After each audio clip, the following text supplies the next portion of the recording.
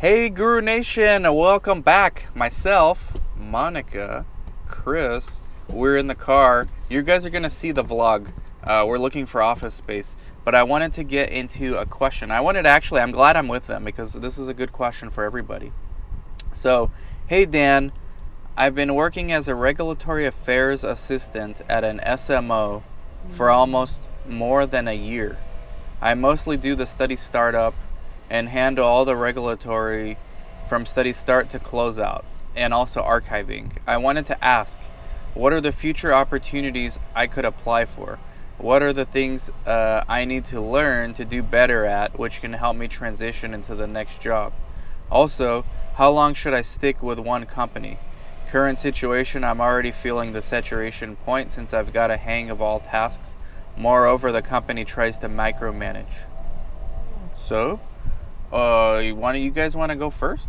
Well, they could immediately transition into regulatory affairs at a sponsor immediately, right? What about study coordinator? Monica, you got some advice as a study coordinator? Because she already knows all the process, especially when you have a startup study process. That's very important, and it's actually a really good knowledge to have when you start in a clinic. Yeah, and so at a SMO, it's probably, it's strange that they wouldn't promote her to be a coordinator at the SMO. Yeah. Because coordinators are really hard to find right now. But maybe she hasn't asked. Maybe, my advice to you would be ask. I know that they tend to micromanage and you don't feel like there's more opportunities. So maybe you just got to go to another site. And the sooner the better, because SMOs, they used to have a very bad reputation. Now they're getting a better one. So I don't think it hurts you as much anymore to be with an SMO for a long period of time. But it hurts you to stay in the same position without growing, your career. Imagine, Monica, when you started with Global, you started out as a patient recruiter. So imagine, I don't know how many years it's been, but 8 years later, you're still doing that and nothing else. It wouldn't be good for your career. It would depend also on how things are set up there, right? So, we know an individual that did a lot of patient recruitment and he enjoyed it, right? Right. He's no longer with us, but Right. He's still alive, but he's no longer with our company. Right. But he enjoyed doing patient recruitment, and I believe with some of the companies prior to South Coast, right, he made a good living doing it. Right. Yeah, absolutely. So you could find your niche. Yeah, and you may enjoy doing it, and you may be very successful doing it. Yeah, so this person's very specialized. Regulatory affairs assistant at a SMO. So that one route is to go study coordinator for future opportunity. In that case, you need to learn new skills, like how to, everything we teach in the CRC Academy. Yeah. This is actually perfect for the CRC Academy. What, Monica, about being a generalist? Right now, she's not a generalist, she's a specialist. So if she wants to go the coordinator route, and this will not all be a sales pitch, don't worry.